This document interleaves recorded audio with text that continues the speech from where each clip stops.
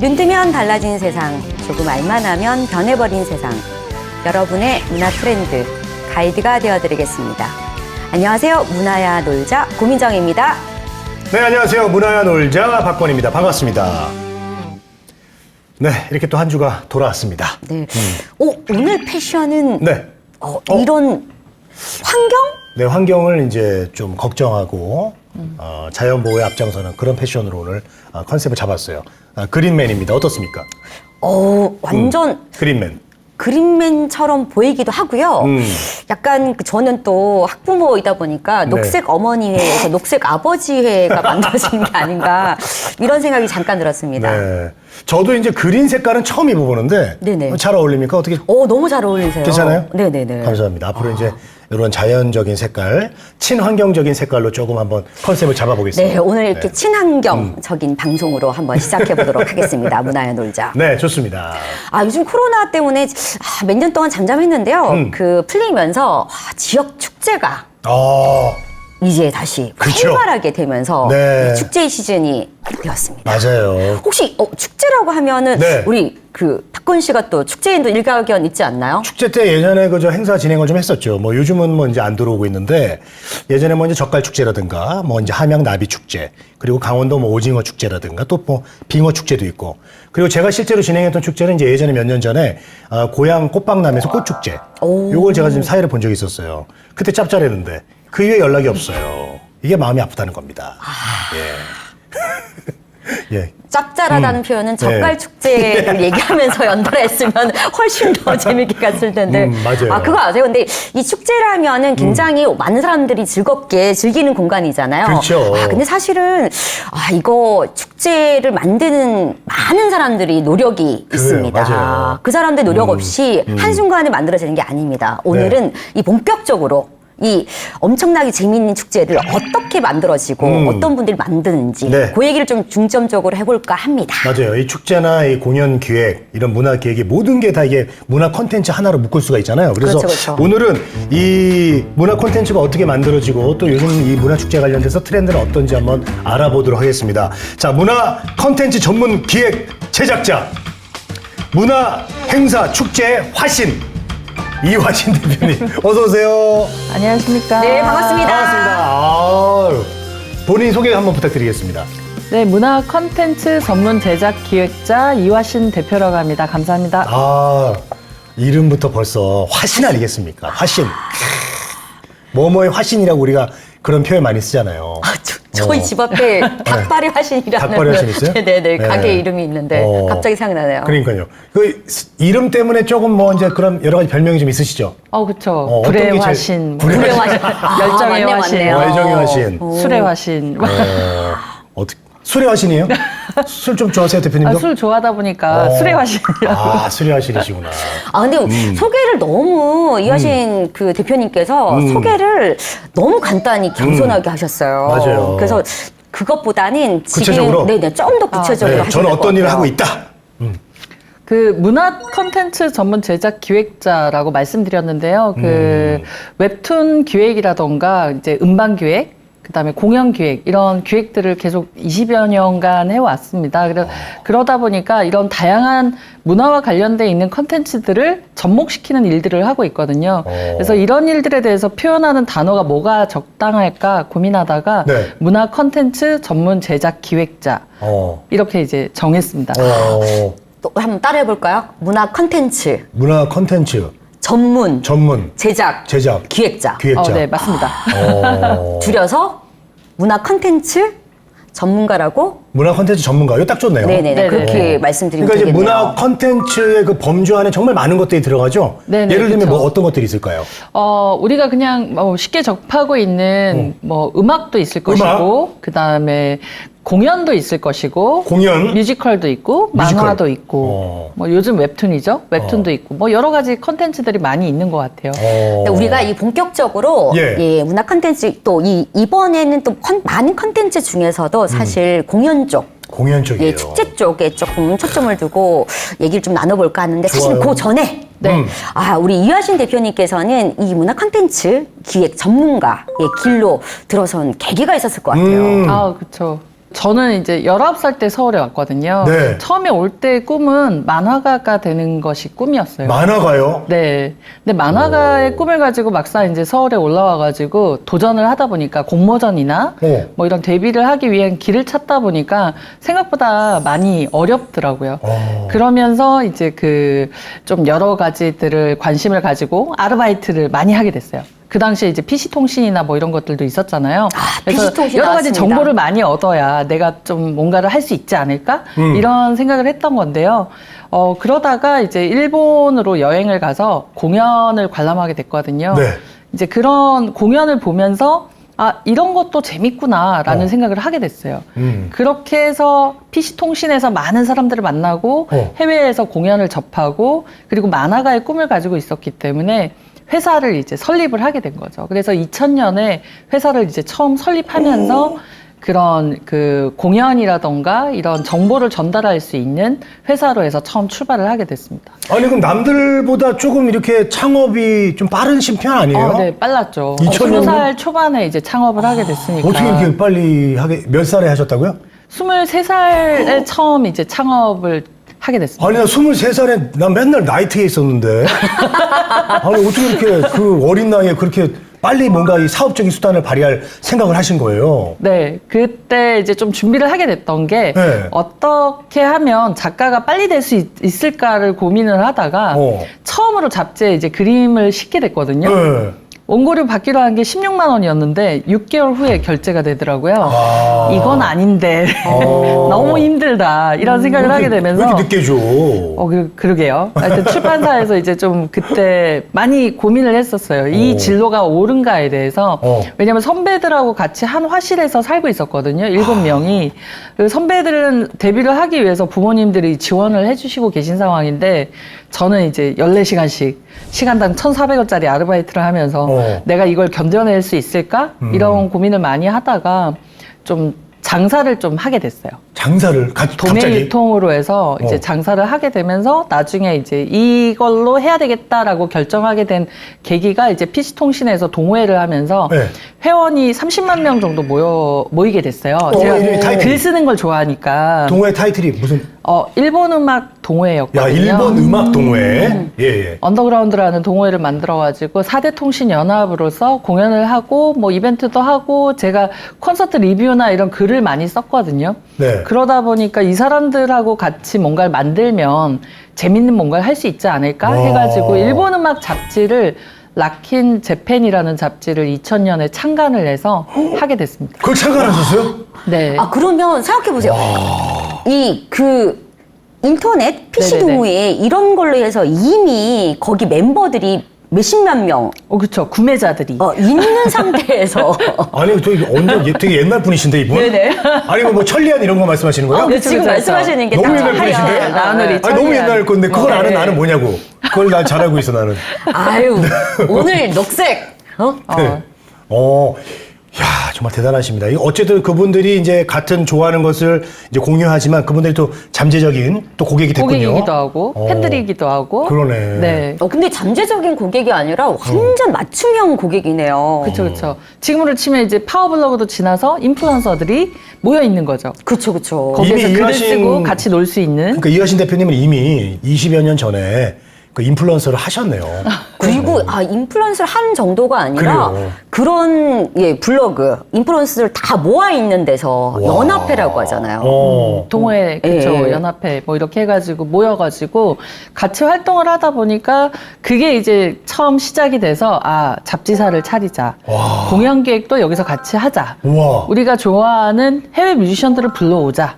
이렇게 돼가지고 지금까지 오게 된 것 같아요. 그래서 락킨 재팬 이라는 이제 잡지를 출간하게 됐고. 그러면 네. 우리 재팬은 알겠는데 락키는 무슨 뜻인가요? 락킨은 이제 원래 그때 당시에 만들었던 이름은 락킨 코리아라는 회사를 만들었어요. 네. 한국을 한번 흔들어 보겠다. 그래서 일본도 흔들어 주마. 이런 취지였죠. 그래서 이제 지금은 뭐 락킨 차이나, 락킨 불란서, 네. 락킨 아메리카 뭐 이렇게 계속 멋진데요? 이제 돼 네, 있죠? 계속 넓혀가고 싶습니다. 그렇게 하실 것 같아요, 왠지. 그러면 처음에 그렇게 해서 그런 동호회 멤버들하고 이제 같이 이렇게 해서 이제 잡지를 만들었잖아요. 그리고 네. 이제 그 이후에 그분들하고 같이 이제 공연도 만들고 이렇게 지금까지 하시게 됐는데 제가 궁금한 건 제일 첫 번째 기획하신 공연은 어떤 공연이 그게 있었을까요? 가장 기억에 남으실 것 같아요. 맞아요. 사실 처음 기획한 거는 공연이라기보다는 전시회였어요. 전시회? 네. 오. 그게 이제 19살 때 처음으로 포항에서 이제 전시회 기획을 했는데 19살 때요? 동호회 회원들이 있어가지고 동호회 회원들하고 같이 길을 가다가 네. 우연히 굉장히 멋있는 건물을 하나 보게 된 거예요, 포항에서. 예. 저 건물은 뭘까? 들어가 볼까? 그래서 같이 들어갔어요. 어. 들어가 봤더니 드넓은 한 200평 정도 되는 공간이 있는 거예요. 예. 와, 이런 곳에서 전시하면 너무 좋겠다, 이런 생각을 한 거죠. 오. 얼마인지가 궁금하잖아요. 네. 물어봤더니 3만 원에 빌릴 수 있대요. 3만 원에? 그 당시에. 오. 이게 이제 94년도 이전, 93년도, 4년도 얘기니까. 그렇죠. 3만 원에 빌릴 수 있대요, 하루에. 너무 싼데? 우리 여기서 전시회를 하자. 중학교 때, 고등학교 때 같이 이제 하던 만화 동호회 선배들이 있어가지고, 예. 거기서 첫 전시회를 했어요, 포항에서. 그거 정말 잊지 못하겠네요. 네, 2달 동안 잠을 못 잤어요. 그 드넓은 전시관 그림으로 메꿔야 되잖아요. 계속. 아니, 19살 때면 고3이죠? 그쵸. 아니, 고3 때 어떻게 그런 생각을 해요? 선배들이 있으니까 선배들 믿고 그냥 지른 거죠, 다 같이. 와, 참. 그래서 1인당 한 20점씩 그린 것 같아요, 그때. 1인당? 네. 만화요? 아니면 그림이요? 일러스트요. 일러스트를? 네. 그래서 어떤 분들이 오셨나요? 지인들이 오셨나요? 거기 포항 지역에 있는 수많은 분들이 오셨고요. 그 다음에 타 지역에 있는 작가들도 많이 오셨고요. 그리고 그날 처음으로 제 그림도 팔렸어요. 그래요? 이게 포스코에 계셨던 이제 그 간부 중에 한 분이 사주셔가지고 오. 많은 꿈과 희망을 저에게 주셨죠. 그래서 이제 그걸 계기로 와. 서울로 간 거죠. 이 정도 실력이면 서울 큰 물에서 놀아보겠다 이런 생각을 가지고 올라오신 거죠, 그쵸, 그렇죠? 그쵸. 올라왔더니 현실은 그게 아닌데 이렇게 된 거죠.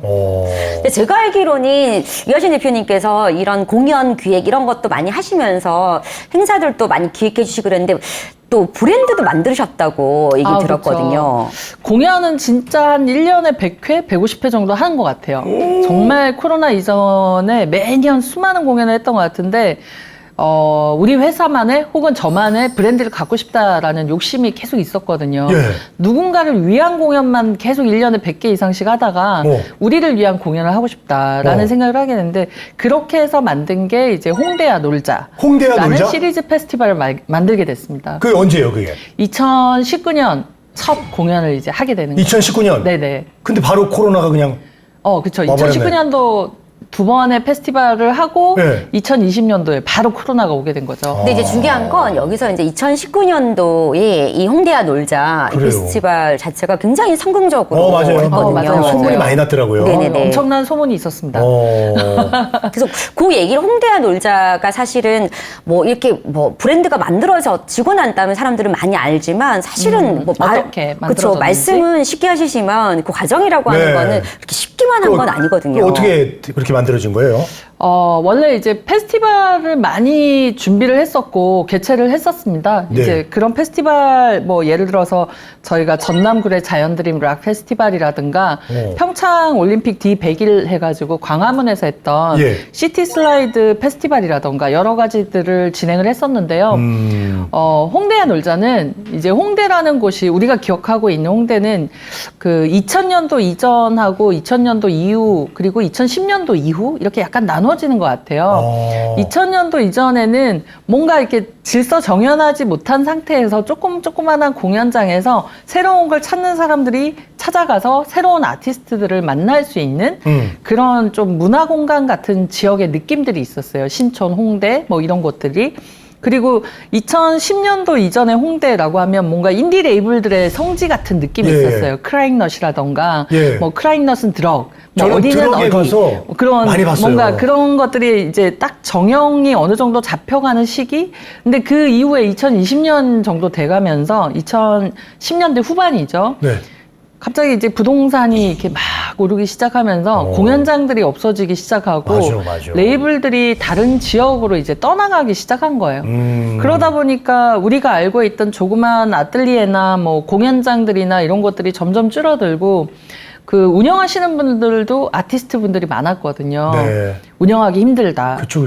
월세가 3배가 올랐다. 어떡하냐. 네. 그러면 아티스트들도 마찬가지로 그러면 무대를 보여줄 공간이 없어지는 거잖아요. 그 시기에 그런 것도 되게 많았어요. 네. 왜냐하면 뭐 그 아티스트들 살리고 공연장 살리자 이렇게 해서 그쵸. 모금하는 페스티벌 이런 것도 많았죠. 맞아요. 근데 이런 거가 그런 작은 페스티벌들이 홍보가 좀 많이 안 되는 측면들이 있었어요. 네. 그러니까 그리고 유명한 누군가는 사람들이 기억하는데 그 외에 나머지 인디 아티스트들에 대해서는 홍보가 같이 돼야 되는데 안 되다 보니까 조금 어려운 부분들이 있었거든요. 예. 그래서 저희가 그 홍대에서 제가 이제 협회를 또 하고 있다 보니 레이블들하고 그 다음에 아티스트들하고 같이 얘기를 하면서 새로운 페스티벌을 한번 만들어 보자.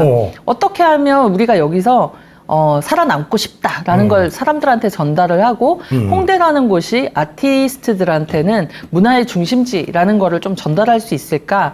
이들을 살리기 위해서는 뭘 해주면 좋겠다 이런 네. 메시지를 전달하려고 고민을 하면서 같이 만들게 된 게 홍대야 놀자 시리즈 페스티벌이었어요. 그러면 그분들이 원래 홍대가 좋아서 그렇죠. 네, 홍대를 떠나기 그렇죠. 싫다. 그런 홍대에서 거죠. 계속 네. 놀고 싶다. 그렇죠. 공연하고 이러면서. 그래서 우리를 홍대에서 계속 연주하고 공연하고 놀 수 있게 해다오. 근데 혼자만의 힘이 안 되니 모여가지고 하자. 근데 그 중심에 이화신 대표님께서 그 역할을 제가 하셨네요. 중심이라기보다 네. 다 같이 이제 논의가 된 거죠. 그래서 어떻게 하면 좋을까? 그럼 제일 중요한 건 그거잖아요. 어떻게 해야 많은 사람들한테 알릴 수 있을 것인가. 네네. 우리가 가지고 있는 거는 예산이 그렇게 크지도 않고 하니까. 네. 그래서 스폰서도 구하고 그쵸. 홍대에 있는 공연장을 활용해야 더 큰 의미가 있겠다라고 해서 홍대에 있는 공연장에서 여러 번에 걸쳐가지고 하면서 네. 많은 사람들한테 홍보를 적극적으로 하기 위해서 시리즈로 하게 된 거였어요. 공연장 같은 거 그러면 섭외는 어떻게 하신 거예요? 이제 참여를 시켰어요? 협의를 봐가지고 네. 제 친구가 하는 공연장에서 하게 됐어요. 결국은 또 이렇게 인맥으로 또 워낙 또 네트워크가 다 아시는 네트워크가 분들이니까 좋으니까 서로 같이 살아남아야 되고. 그리고 처음에 시작할 때는 또 그런 도움이 또 필요해요. 맞아요. 아티스트들도 많이 도와주셨고요. 네. 그러니까 일반적으로 우리가 알고 있는 행사 개런티가 아니라 이 공연을 위해서 조금씩 양보해서 서로가 좀 조율을 봤어요. 그리고 홍보도 아티스트들이 좀 적극적으로 해주고 해서 2달 동안 총 4회에 걸쳐서 오프라인 공연하고 전 세계로 생방송으로 이거를 송출을 했었거든요. 네. 이때 처음 생중계를 하게 된 거였어요, 저희도. 그때 그러면 몇 개 팀이 이렇게 어쨌든 간 개인도 있겠지만 그쵸. 홍대는 또 주로 이렇게 이제 밴드들이 많잖아요. 밴드가 많죠. 그래서 주로 뭐 몇 개 팀 아티스트들이 참여를 했나요? 20개 팀 좀 넘게 출연을 했었고요. 22팀인가 출연을 해서 총 4번에 걸쳐서 진행을 했었고 네. 기억에 남는 아티스트가 이제 물론 저희와 항상 식구인 크라이넛 노브레인도 있겠지만 크라이넛. 손승연 씨가 그때 또 오셨었거든요. 손승연 씨요? 빅펑스도 오고 뭐 여러 아티스트들이 왔는데 손승연 씨가 MR로 이날 공연하기로 했었어요. 네네. 그래서 몇 곡 정도 같이 참여해 주시기로 했는데 오셔가지고 스페셜 게스트잖아요. 관객들이 보내기가 싫은 거예요. 계속 앵콜을 외치는데 이게 곡수를 이제 딱 생각하고 온 곡수가 있으니까 그 외에 곡을 할 수가 없잖아요. 그렇죠. 즉흥적으로 그 자리에서 7곡을 MR 없이 불러주셨어요. 너무 감동적이었어요. 7곡이나? 왜냐면 우리 저 이게 아티스트 짧게 1절씩 하이라이트 부분으로. 아니 아티스트들이 이제 흥이 다 많기 때문에 그쵸. 필을 받으면은 자기가 이제 얘기한 것보다 더 오버해서 맞습니다. 즐겁게 하는 경우가 종종 또 있는데 우리 박관 씨도 네. 앨범 낸 가수세요. 네. 진짜요? 네. 그걸 아셔야죠. 죄송합니다. 예. 안타깝다. 그때 또 찾아뵙도록 하겠습니다. 그때 인맥이 안 돼가지고 네. 보물섬이라고 제 팀 이름이에요. 동물섬이요? 보물섬. 보물섬. 예. 기억 좀 부탁드리겠습니다. 홀로섬이 아니라 보물섬. 방송 공연 딱 한 번 하고 사라진 비운의 팀이에요. 함께 해야 되겠네요. 네네. 네. 홍대에 한번 오셔가지고 함께 홍대야 놀자를. 좋습니다. 그래서 이렇게 처음에 이제 그렇게 딱 그 첫 공연을 그렇게 그쵸. 4차례에 걸쳐서 딱 하고 나니까 주위 반응이 이제 어떻던가요? 그게 제일 궁금해요. 사실은 네네. 이 시리즈 공연을 할 때 첫 첫날 공연이 있고 이제 마지막 날 공연이 있을 거잖아요. 2주에 한 번씩 이렇게 공연을 2달 동안 했으니까 첫날 공연에는 한국 사람들 위주로 오프라인에서 참석을 많이 했고 그 온라인은 비대면 생중계로 진행을 했잖아요.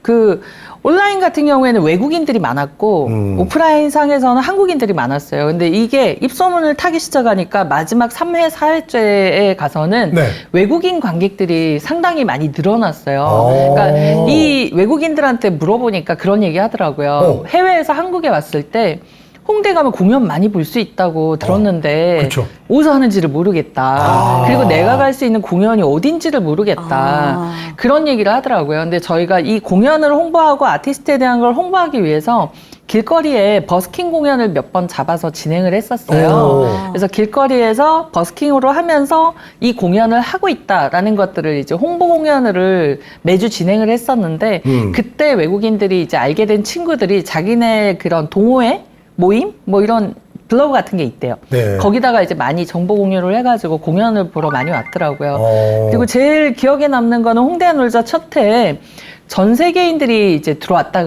그 말씀드렸잖아요. 생중계. 생중계. 네. 그게 토탈 저희가 집계를 해보니까 10만 명 정도 들어오셨더라고요.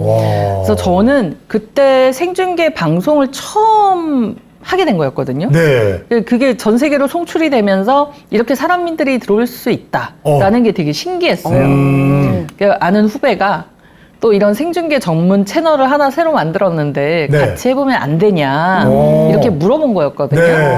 뭐 하려면 해라. 근데 우리는 우리 공연을 방해하지 마라. 이거였는데 그게 오히려 더 잘 이게 됐죠. 시너지 효과가 생겨가지고 더 네. 좋은 결과가 생긴 거예요. 자, 그러니까 이렇게 얘기를 좀 나눠보니까 우리 저기 이제 그 비대면으로 지금 생중계하고 이 얘기 하셨잖아요. 네네네. 그전에는 이제 오프라인으로 이제 거의 우리 이하신 대표님은 현장에서 부딪히면서 아날로그적으로 이제 열심히 공연 기획을 하시던 분인데 코로나가 이제 터지고 그 이후에 이제 이렇게 비대면 같은 걸 하게 됐단 말이에요. 전후로 좀 어떻게 좀 공연이 바뀐 것 같아요. 그 코로나 이전에는 아까 말씀드린 것처럼 이제 전국을 돌아다니고 그쵸. 전 세계를 돌아다니면서 막 이제 여러 가지 공연을 했는데 코로나가 터지고 나니까 어떻게 해야 되지? 막 이런 고민에 다들 휩싸였거든요. 그러니까요. 그렇죠. 혼란기였죠. 그렇죠. 근데 다행히 동생의 그 성견 지명으로 2019년도 홍대한 놀자를 비대면으로 10만 명을 진행을 같이 했잖아요. 그래요. 어떻게 진행하면 되는지에 대한 걸 알게 됐잖아요. 그러고 나서 2020년부터 저희가 이제 비대면으로 해서 지역 축제 행사도 하고 뭐 관공서에서 하는 그런 설명회 같은 것들도 하고 여러 가지를 진행하게 됐어요. 정말 천만다행이라고 생각하고요. 근데 이게 발전을 하다 보니까 이번에는 이제 새로운 것들이 나타나기 시작을 하더라고요. 라이브 커머스를 해달라. 그리고 메타버스로 진행을 해달라. 이런 것들이 이제 나타나기 시작하는 거예요. 그렇죠. 그래서 저희도 공부를 많이 했어요. 2010년도 같은 경우에는 이제 저희 직원들한테 비대면 생중계로 진행을 할 거야. 라고 했을 때. 2020년. 2020년. 이제 직원들도 굉장히 이제 앞으로 어떻게 해야 되지? 당황스러워 했는데. 작년 같은 경우에는 메타버스나 혹은 XR을 하지 않으면 안 될 것 같다라는 생각이 들어서 작년 초에 직원들한테 우리 앞으로 메타버스로 진행을 하자 라는 얘기를 하니까 무슨 버스요? 이렇게 물어보더라고요. 어떤 버스요? 그래서 아니 그게 아니고 메타버스라고 있는데 라고 하니까 메타버스요? 근데 그 와중에 XR을 할 거야. XR로 페스티벌을 할 거야. 대표님 XR이 뭐예요? XR 또 뭐예요? VR 알지? AR 알아? MR 알아? 이게 다 합친 게 이제 XR이야. 그래도 모르겠어요. XR. 뭐 이런 얘기를 이제 직원들이 많이 했는데 그 XR 공연을 메타버스 안으로 가져가서 할 거야. 그랬더니 뇌 지진 날 것 같습니다. 그러니까 라고 해서 어지럽지. 그렇죠. 말만 네. 들어도 이게 뭐지 막 이럴 수 있는데. 근데 이제 이게 시대가 변하니까 맞아요. 시대가 대표님도 변해가고. 그 흐름에 이제 정말 빨리 그렇죠. 발맞춰서 쫓아간 거네요. 근데 우리가 이제 요 대목에서 조금 구체적으로 천천히 이제 한번 들어봐야 될 것 같아요. 왜냐하면 사실 우리가 비대면 공연 이렇게 해서 이제 많이 했다는 얘기만 들었지 사실 비대면 공연 자체가 어떻게 이루어지는지 아무도 몰라요. 그냥 딱 이루어지는 것만 딱 보고. 그렇죠. 예. 저도 그렇죠. 사실은 비대면 공연을 진행은 해봤지만은 네네네. 그 원리나 시스템이 어떻게 돌아가는지는 좀 궁금했거든요. 그쵸, 그쵸. 네, 좀 말씀 좀 해주시죠. 비대면 공연이라고 하면 이제 우리가 현장에 무대가 있잖아요. 그렇죠. 그러면 여기 이제 중계팀이 있고 네. 현장에서 영상으로 우리가 볼 수가 있잖아요. 네네네. 그렇게 해서 볼 수 있는데 이거를 유튜브나 혹은 비대면 전문 채널 혹은 유료 채널을 통해서 볼 수 있도록 채널을 하나 더 붙이는 셈이에요. 그러니까 그 중계팀이 하나 이렇게 더 들어와서 이 장비를 통해 가지고 현장에서도 볼 수 있지만 그 온라인상에서도 볼 수 있게 연동을 하는, 사실은 엄청난 기술은 아니고 생각해보면 우리가 방송으로 해가지고 송출을 하잖아요. 생중계로. 그 생중계 송출하는 거하고 동일한 시스템이거든요. 그렇죠. 다만 여기서 이제 아까 얘기했던 메타버스가 이제 들어갑니다. 그러면 현장에서 하고 있는 것과 메타버스라는 가상 공간과 그다음에 유튜브 채널 이렇게 해서 항상 3개 채널로 해서 진행이 될 수 있도록, 그러면 메타버스 안에서의 이 무대는 어떻게 구성을 할 거고 그다음에 이거를 유튜브로 어떻게 보여줄 건가, 이원 생중계 하듯이 저희가 진행을 하거든요. 여기에 약간의 이제 뭐 30초나 1분 딜레이 같은 거를 좀 걸어서 좀 안정적으로 할 수 있도록 그런 식으로 시스템 운영을 하고 있는데요. 저희가 진행했던 것 중에 이제 작년에 조금 이슈 주목을 받았던 거는 네. 전 세계 최초로 해서 메타버스에서 웹툰 전시회를 개최했습니다. 그러니까 20명 정도 작가님들을 선정을 해서 그 메타버스 안에 전시관을 꾸미고 예. 그 다음에 작가들하고 뮤지션들하고 같이 출연을 해가지고 지금 이런 식으로요. 토크 콘서트를 진행하면서 노래도 하고 거기에 이제 팬들이 들어와가지고 아바타로 접속해서 이들하고 같이 대화하고 볼 수 있게, 그리고 웹툰도 보고 웹툰의 영상도 보고, 그쵸. 그렇게 해서 전 세계 최초로 작년에 진행을 했었는데요. 반응이 어땠죠? 5일 동안 저희가 진행을 했었거든요. 네. 정말 이렇게 전국에 있는 학교 학생들이나 그리고 이제 관공서 계신 분들이 특히나 좀 많이 들어오셨어요. 이게 뭔가 좀 확인하려고. 그치. 재밌겠다. 이렇게 생각하셔가지고 많이 들어왔고, 해외에 있는 팬분들도 좀 같이 들어오셨고, 네. 작가님들이 좀 제일 신기했어요. 내가 나이를 먹다 보니 이런 세상에서도 전시회를 하는구나. 야. 처음에 작가님 중에 한 분이 그러시더라고요. 작가님, 저희 메타버스에서 몇 월 며칠 날 몇 시부터 전시회하니까 그날 꼭 들어오세요. 그랬더니 그래, 주소를 알려줘야지 내가 가지. 어디라고? 아, 그렇죠. 충분히. 그래서 좀 재미있는 그런 전시회를 좀 개최를 했었습니다. 근데 그 이후에 아까 얘기했던 비대면 세상 네. 속에서 이제 했던 공연 중에서 작년에 저희 전 직원들이 이제 교육을 받으면서 공부했던 건데, 네. 엑스알이라는 페스티벌을 준비하게 됐어요. 그래서 와. 홍대와 놀자를 엑스알로 개최를 하게 됐거든요. 그래서 전 세계 26개 팀이 출연을 해서 그들을 각자들이 원하는 가상 공간에 무대를 세팅을 하고, 예. 그 무대 공간 안에서 라이브 하는 모습을 전 세계에 이제 생중계로 송출을 했던 거죠. 이렇게 되니까 이거를 3일 동안 저희가 26개 팀이 라이브를 했는데, 제일 아티스트도 신기했던 게, 어떻게 내가 생각한 무대에서 내가 공연을 하는데, 나는 지금 여기서 공연을 하는데 화면에 보이는 나는 다른 가상 공간 안에서 그렇죠. 공연을 그쵸, 하고 그쵸. 있는 거죠. 네네네.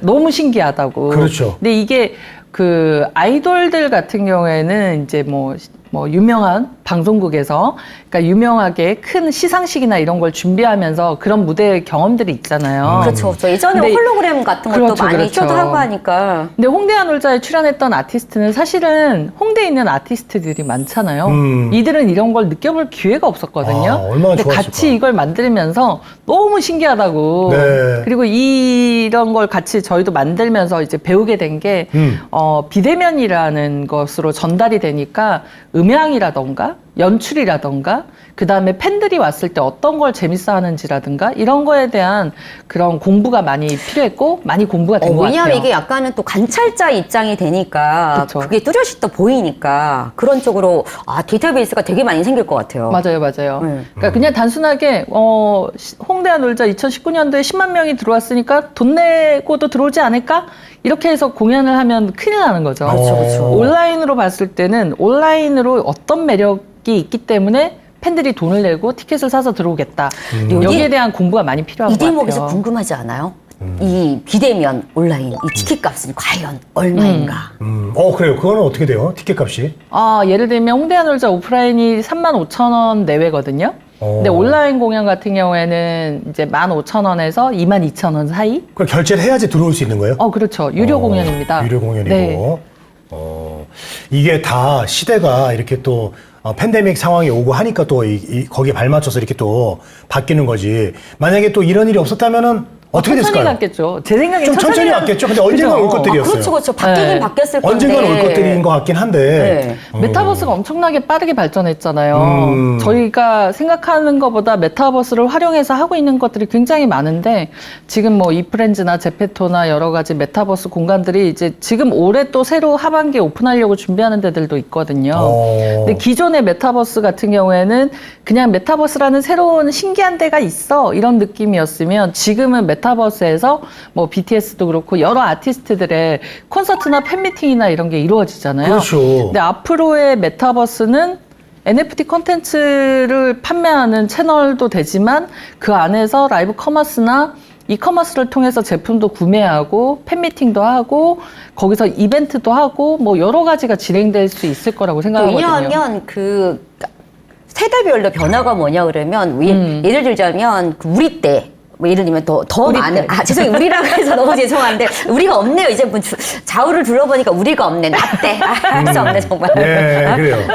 이게 인터넷 세대 이렇게 이제 컴퓨터 세대에서 바라보는 이거하고 지금 아이들은 또 바로 태어나자마자 스마트폰을 그쵸. 바라보고 근데 저희 때는 예를 들면 뭐 공연장 가서 음악을 콘서트를 즐기고 이렇게 그치. 했다고 하면 지금 태어난 아이들 자체는 바로 비대면으로 이렇게 해서 메타버스에서 공연을 즐기고 이런 아이들 자체는 이런 세대에서는 네. 바로 그걸 통해 가지고 문화도 즐기고 소비하고 그다음에 이제 다른 것들도 다 그렇죠. 당연시 받아들이는 게 있는 거예요. 그렇죠? 아, 근데 저는 사실 그래도 현장감을 따라갈 수는 없다고 봐요. 그렇죠. 아, 그냥 가상 공연은 이런 상황일 때 이렇게 좀 몇 번 보는 거지. 좀 이렇게 팬데믹도 좀 없어지고 완전히 좀 사라지고 깨끗한 세상이 되면 저는 지금 더럽잖아요. 깨끗한 세상이 되면은 저는 현장 가서 티켓을 구매해서 네. 같이 물 뿌리면 물 맞고 불 쏘면 불도 구경하면서 침 튀기면서 그렇게 공연 보고 싶어요. 뭐 그런 어떻게 생각하세요? 저희가 올해부터 이제 지금 받아보고 있는 공연은 하이브리드형. 아. 여기서 이제 새로운 단어가 나왔어요. 여러 가지를 먹고 살겠다는 얘기네. 맞죠? 여러 가지를 벌겠다는 거 아닙니까, 지금?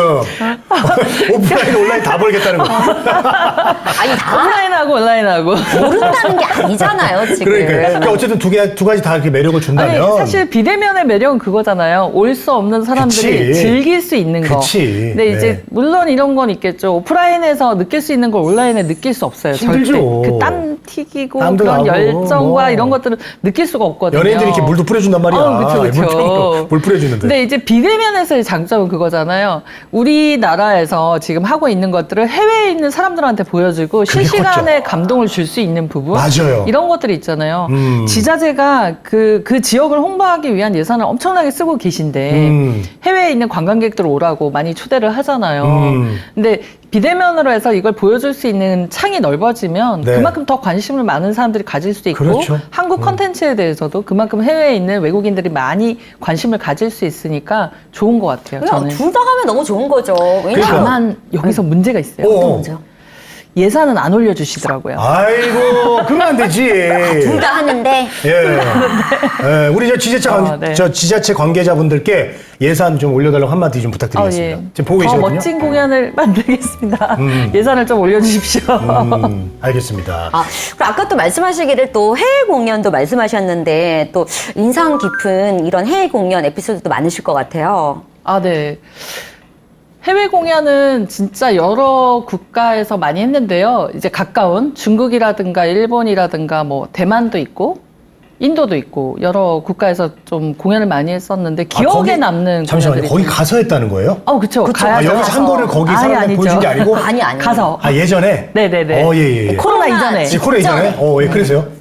그 국가들 각국별로 이제 공연했던 것 중에서 좀 기억에 남는 거는 네. 그 중국에서 공연을 좀 많이 했어요. 그러니까 오. 처음에 이제 일본은 예전부터 뭐 친하긴 했지만 거기서 공연은 그냥 한국하고 비슷한 것 같아요, 느낌상. 근데 일본을 제외한 뭐 중국이나 대만이나 이쪽은 좀 환경이 다르다 보니까 좀 특이한 일들이 있었는데 네. 중국에서 저희 파트너인 친구가 주로 이제 음악 페스티벌을 많이 하고 있어요. 그래서 한국 아이돌 그룹이나 이런 저희 회사 아티스트랑 같이 해서 중국 공연을 간 적이 뭐 여러 차례 있습니다만 한 번 공연 갔을 때 태풍이 온 적이 있었거든요.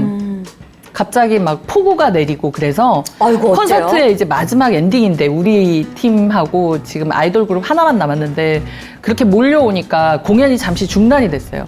근데 이게 무대 위에 아이돌들이 다 세팅이 돼 있는 상황이고 이제 사람들 뒤에서 기다리고 있는 상황인데 공안이 나타나가지고 막 제지를 하면서 뭐라 하니까 아시잖아요. K-팝 아이돌들은 그 항상 경호원들과 함께 해외 네. 공연을 가거든요. 네. 싸움이 이제 붙은 거예요. 그 경호원하고 중국 공안하고 심각해지기 시작하는 거예요. 그쵸. 그럼 어떻게? 이게 문제가 생기면 저희가 거기서 어떤 사태가 벌어질지 모르는 공안인데 너무 문제가 무섭죠. 심각하잖아요. 공안을 이길 수 없잖아요. 절대 이길 수 못 없죠. 이기죠. 저희가 절대 문제 일으키면 안 되는 그쵸. 저희가 캐스팅한 거니까. 그쵸.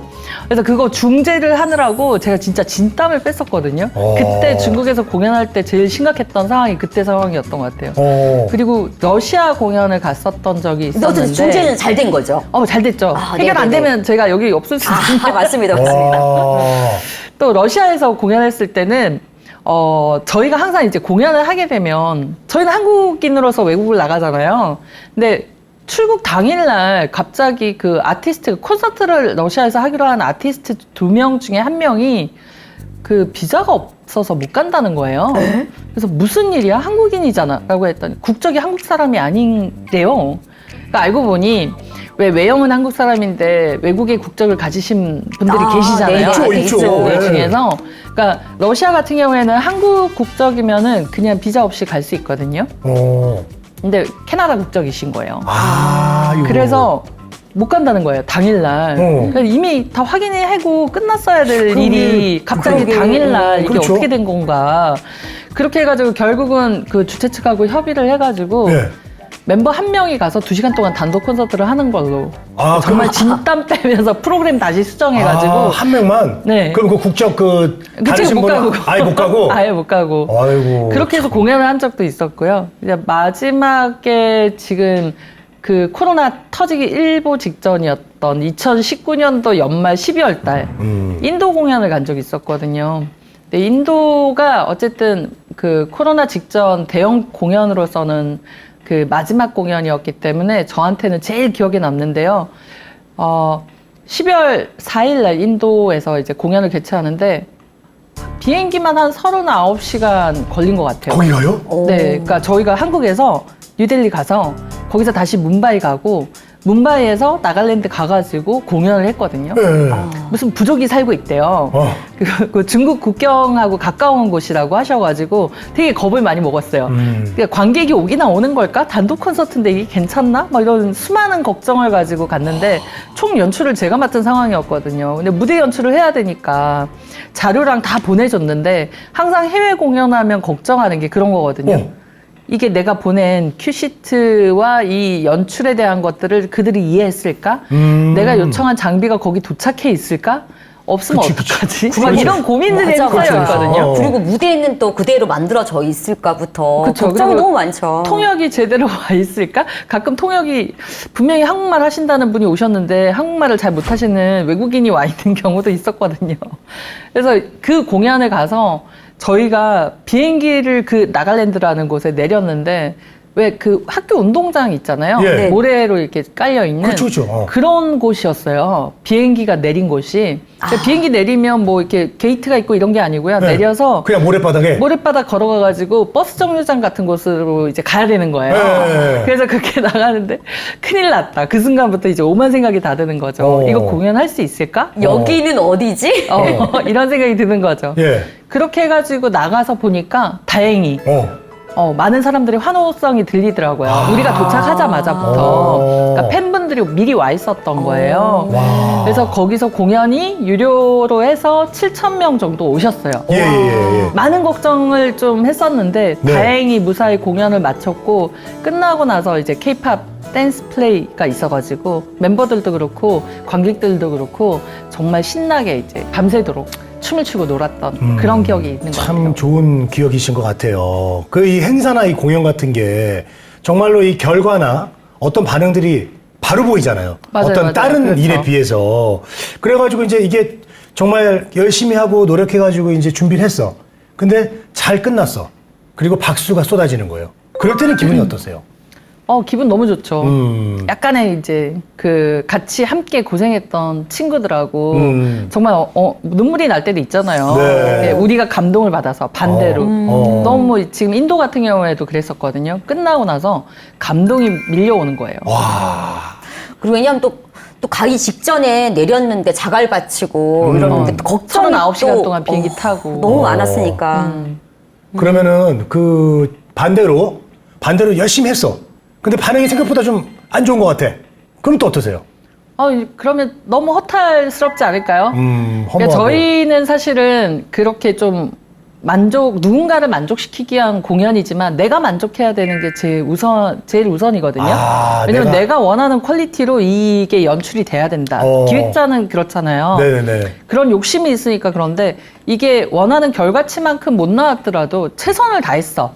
그러면 좀 허탈하지만 그리고 속상하기도 하지만 같이 했던 스태프들하고 같이 식사하면서 네. 좀 여러 가지 우리 앞으로 이런 부분 더 잘해보자 이런 얘기를 하면서 좀 보내는 편이에요. 가장 성공적으로 잘 마치고 기대한 만큼 또 결과가 좋았던 그런 공연 기억나는 거 딱 한 가지 뭐 있어요?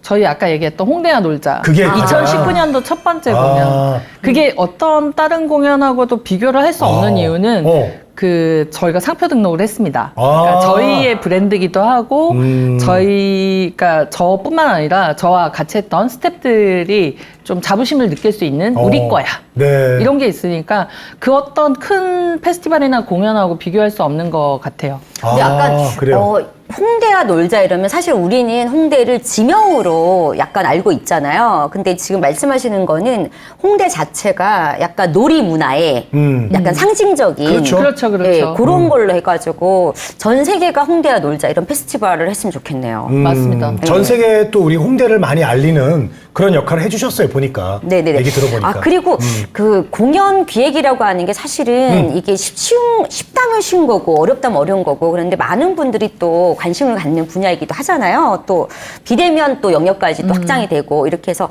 그분들한테 요런 그 공연 기획 이런 쪽에 관심 있는 분들한테 그렇죠. 네, 해주실 말씀이 또 있으실 것 같아요. 팁이라고 해야 될까요? 아니면 잘하는 조언? 방법, 조언. 네, 부탁드리겠습니다. 우리가 이제 흔히 얘기하는 공연 기획 이렇게 얘기를 하면 되게 어렵게 생각하시는 분들이 많은 것 같아요. 학생들도 좀 많이 상담하는데 너무 어렵게 생각하는 것 같아요. 저는 생각할 때 언제, 어디서, 누구랑 어떤 걸 하고 싶어. 이게 첫 번째가 아닐까 싶거든요. 예를 들면 가족들하고 같이 해가지고 무슨 잔치를 하나 한다. 그럼 우리 정하잖아요. 언제, 어디서, 누구랑. 그리고 어떤 식으로 하겠다 이런 걸 정하잖아요.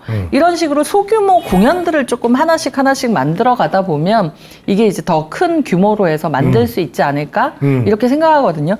물론 이제 큰 페스티벌이나 이런 것들은 이제 전문적인 그런 스킬이 많이 필요한 거고 경험이 많이 필요하겠지만 그런 게 아니라 우리가 왜 학교에서 학생들끼리 모여서 혹은 지역에 있는 사람들끼리 모여가지고 할 수 있는 그런 작은 이벤트, 작은 공연들은 누구나가 만들 수 있다고 생각합니다. 가장 기본적인 걸 먼저 생각하고 접근을 해라. 그렇죠. 누구와 함께 할 것이고 언제 어디서. 그거 되게 중요한 말씀이신 것 같아요. 자, 오늘은 공연 컨텐츠 그리고 문화 컨텐츠 기획자 한마디로 얘기해서 문화 컨텐츠의 화신이라고 할 수 있는 우리 이화신 대표님과 얘기를 좀 나눴고요. 너무 재밌었잖아요. 그럼요. 예, 자, 다음 시간에는 우리가 또 이 버스킹 문화에 대해서 좀 알아보는 시간을 좀 갖도록 하겠습니다. 네, 오늘 저희가 그 홍대야 놀자 네, 와 홍대야 함께한 문화야 놀자였습니다. 좋습니다. 자, 그럼 여기서 인사드리고요. 우리 2부 때 또 이화신 대표와 얘기 나누겠습니다. 문화야 놀자!